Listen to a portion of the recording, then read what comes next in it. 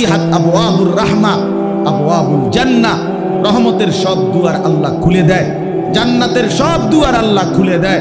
ওয়াগুল্লিকাত আবওয়াবুন নার, জাহান্নামের দরজা বন্ধ করে দেয়। ওয়াসুলসিলাতিশ শায়াতিন, শয়তানগুলোকে শেকলে বন্দী করে দেয়। তা আল্লাহ যেন রমজান মাসে জাহান্নামের সব দরজা বন্ধ করে দেয়, শয়তানগুলোকে শেকলে বন্দী করে ফেলে।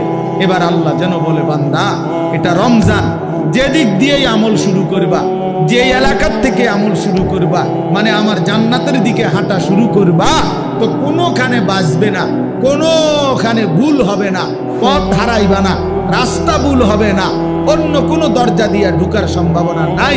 শুধু খোলা যেই দরজা, এটা শুধুই জান্নাতেরই দরজা, ঢুকলে শুধু জান্নাতেই ঢুক। এজন্য রমজানে যদি কেউ ইবাদতে লাগে, বন্দিগিতে লেগে যায়, আল্লাহর হুকুম পালন, তো আল্লাহ তাআলা বলেন মাস শেষে শুধু কেবল জান্নাতেই ঢুকবা, জান্নাতেই ঢুকবা, জান্নাতে।